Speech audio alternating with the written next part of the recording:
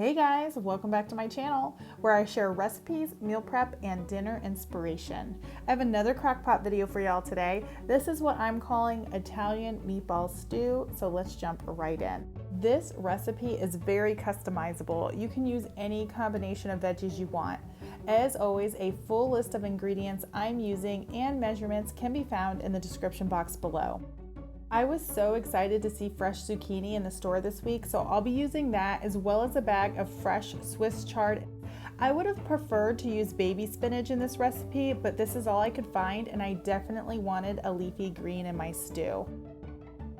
I'm also using up some carrots I had cut up for my kids that they haven't eaten yet, onions, garlic, and fresh mushrooms. I love this recipe because it's a great opportunity to use up what I have in my fridge and pantry. I'm going to start by roasting my carrots, onions, and garlic. My carrots are already cut up, so I'm just going to slice the tomatoes and onions into wedges and throw a few whole garlic cloves on the pan. I season them with a little salt and pepper and toss them in some olive oil. As you can see, I used a purple and sweet onion here. Like I said, I'm just taking this opportunity to use up whatever I have on hand. I slow roasted these for about 2 hours at 200 degrees till they were nice and tender. I then added these veggies to my crock pot with 2 cans of whole tomatoes and about 3 cups of water. Chicken broth would be better if you have it.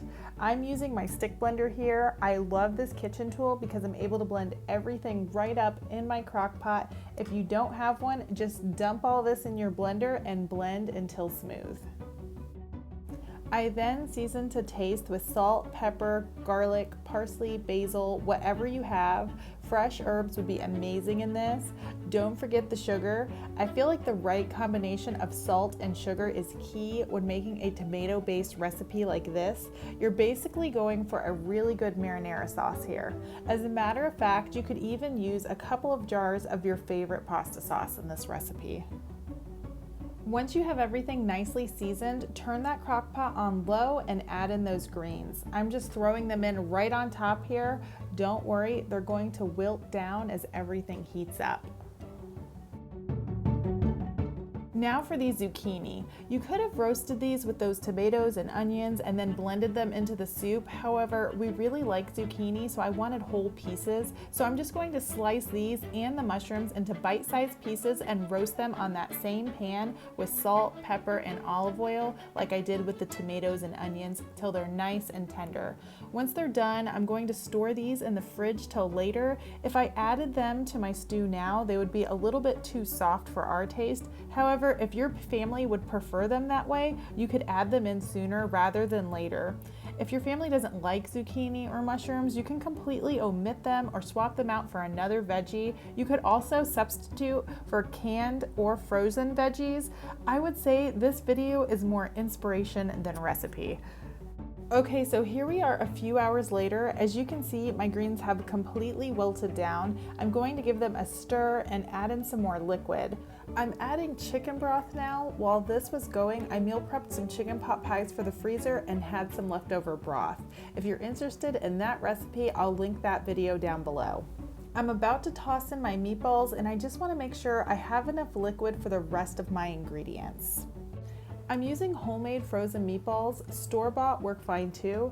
You can even add in cooked ground beef or Italian sausage, but these meatballs are freezer staples of ours. They are so easy to meal prep in big batches. I use them for spaghetti and meatballs or Swedish meatballs. Sometimes I even top our homemade frozen pizza with them. I'll link the recipe for these down below.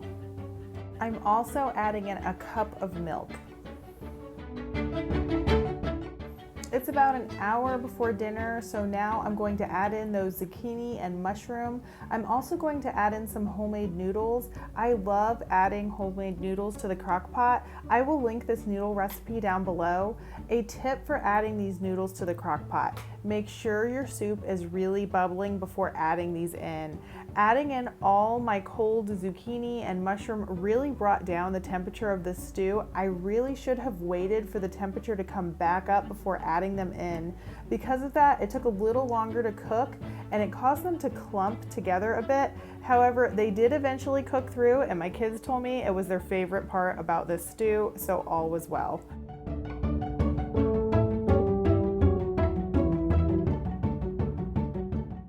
So here we are at dinner time. I love to serve this with a little ricotta cheese and some shredded mozzarella and also breadsticks. Whenever I do a soup or stew, it's usually served with these tried and true breadsticks. These are another freezer staple and so easy to whip up. Just measure your ingredients and mix them together in a bowl.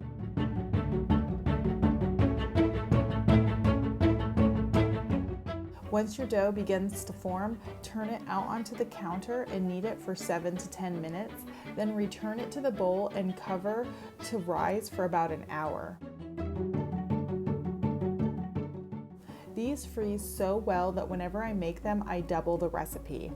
Once your dough has doubled in size, stretch and roll it out to about a 12 by 10 inch rectangle.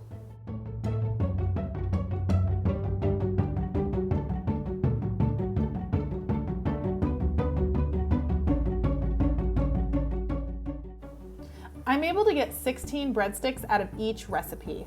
I like to cut my dough into fourths, then each fourth gets sliced into 4 breadsticks.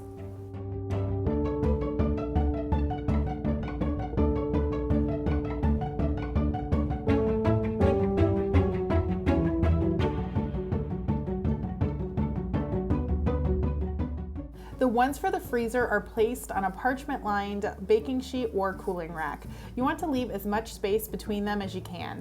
I have a really small freezer, so I do need to stack mine on top of one another, layering with a sheet of parchment paper. I'm going to place them in the freezer just like this. This is a home version of flash freezing. Once they're completely frozen, I can transfer them to a freezer bag.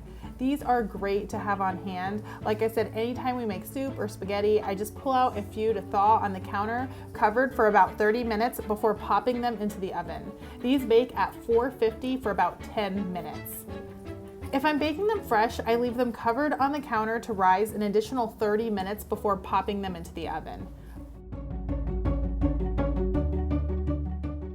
Please note, these do bake up a bit bigger and fluffier if they're baked fresh.